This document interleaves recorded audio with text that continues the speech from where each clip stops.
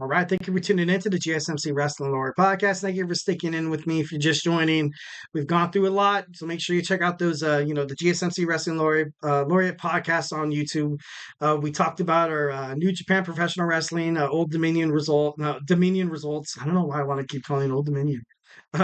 We talked about WWE NXT preview. We also talked about how Cody Rhodes needed two Royal Rumbles to kind of marinate, kind of help that sizzle for him to dethrone Roman Reigns. So we talked about why he needed that time. Also, we talked about our Monday Night Raw review. So let's jump on into our fifth and final segment. I didn't go too crazy overboard, but I am, still a little overtime here. I know you guys want to watch the soccer podcast, but yeah, let's go ahead and jump on into our fifth and final segment. So today in wrestling history, today is June 11th, 2024. But join me while I jump into this DeLorean, this 88 miles per hour. Like, I don't know if any of you guys are Back to the Future fans, but in 2000, WCW held the Great American Bash, where Chavo Guerrero defeated the Disco Inferno to retain the Cruiserweight Championship. Mike Awesome defeated Diamond Dallas Page in an ambulance match. Scott Steiner retained the United States Championship against Rick Steiner in a handicap match. Hulk Hogan defeated Billy Kidman. You also saw Ric Flair defeat David Flair. This was like a career match. Ric Flair was going to retire if he lost. We had Vampiro defeat Sting in a Human Torch match, which is basically an Inferno match in WWF. And for the main event, you saw Jeff Jarrett retain his WCW World Heavyweight Championship against Kevin Nash. So that happened today. Not today, but like today as of, in the past of 2000.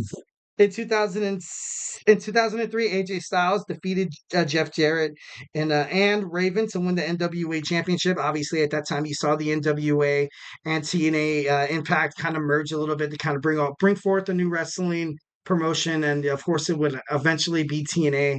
But AJ Styles is a young man. Obviously, the moment he makes it into the wrestling scene, he's electric. He's fire. And he won the championship, the NWA championship, right off the bat. So definitely love AJ Styles for that. In 2006, ECW hosted a one-night stand.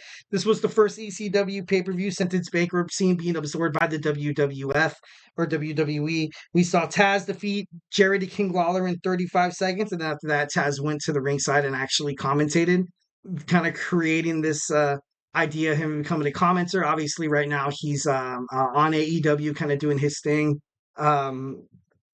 We also saw, Kurt Angle defeat Randy Orton. We saw Rey Mysterio fight Sabu in a no decision. These guys beat the hell out of each other, ultimately kind of bringing it to a no decision, kind of having these guys, it was a draw. It was a draw. The referees came out, the ambulance came out, the trainers came out, and they're like, these guys cannot finish the match. And it doesn't really surprise me because I love Rey Mysterio and I know what he can do. But then I also love Sabu. Sabu's he's an ECW legend. So, no surprise there. Then you saw Mick Foley team with Edge and lead in, defeated Terry Funk, Tommy Dreamer, and Balua McGillicuddy. Balls Mahoney defeated Matsuka Tanaka. RVD in the main event defeated John Cena for the WWE Championship. You saw Edge screw over John Cena, but then RVD was able to hit the 5-star frog splash. There was no referee. Paul Heyman came sprinting in the ring, counted that 1, 2, 3. So I thought that was actually, pretty darn cool. Pretty darn cool. And in 2007, on this date, Vince McMahon's limo exploded. The storyline showed up as like he was, as he was dead. They were trying to write off Vince McMahon, and the direction of the company and the storyline, and then just in professional wrestling, changed a whole crap ton. As the following Monday night, they were supposedly supposed to kind of have this storyline with Vince McMahon kind of being dead, but then the whole tragedy amongst Chris Benoit, and all that kind of stuff happened, and they gave him the tribute show, and then the next week they found out what really happened, and they actually apologized for giving him the tribute show, which all those turn of events was absolutely crazy. I remember watching that. I remember being in awe when I saw the limo explode. I was like, what? I can't wait for next week. Next week happens. Obviously, whatever, with the Benoit thing. And it was just like, oh my God, talk about a crazy roller coaster of wrestling those 3 weeks were. Absolutely crazy. All right, and lastly, in our today in wrestling history, on this day in 2017, New Japan Professional Wrestling hosted Dominion in Osaka, Japan.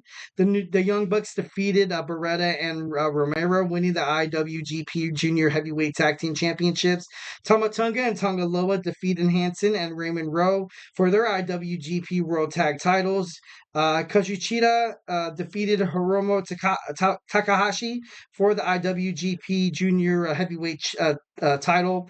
Hiroshi Tanasha pinned Tetsuya Naito for the IWGP Intercontinental Championship. Then, lastly, we had Kazuchika Okada retain the IWGP title against Kenny Omega in a 60-minute time limit that ended up in a draw.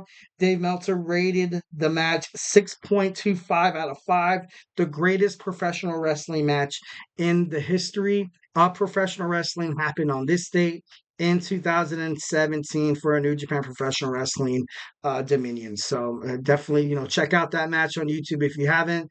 It's a treat. It's a treat. So all right, guys, we got through that pretty quick. Happy that I didn't go too overboard here. I'm a little more, kind of longer than that, but yeah, so we did what we had to do. So, guys, thank you for tuning in to the GSMC Wrestling Laureate Podcast, hosted by the GSMC Sports Network. Your support means a lot to us, so please remember to Superman punch that like and subscribe button to the show and leave a positive review. It really does make a difference, guys. Here at the GSMC Sports Network, we do love a lot of peace, love, and positivity. We also invite you guys to follow us on Facebook, Twitter /X, TikTok, and Instagram for more content and updates. And like I said, always say before I leave you guys, if you haven't made your wrestling fan by now, we have Emran Soccer Podcast coming up. We have Thomas with College Sports. We have Samantha with Hoops and Heels, your one-stop shop for women's sports. We also have TJ. We have Jeremy on sports. We also have Kenneth and my boy Manny on football podcasts. It's just, we also have Sam on the baseball podcast. And of course, this podcast. I think this week I might be going to Nelson's GSMC Basketball Podcast to talk a little ball with my man Chris, the host of the GSMC Fantasy Sports Podcast. So it should be dope. Make sure you guys check out this GSMC Sports, this bloodline that we kind of have working on here, because much like the bloodline was entertaining in WWE, this bloodline in sports podcasting is definitely the best. It's definitely one of the best conglomerates within the sports entertainment industry. So don't be afraid to get involved. Definitely. So, guys, once again, thank you for tuning in to my podcast. And as always, I will see you tomorrow, 8 p.m. sharp Pacific, 11 p.m. Eastern time. We're going to talk about AEW. We're also going to talk about, the fallout from NXT, which I'm totally excited to watch. So, yeah, have a good night.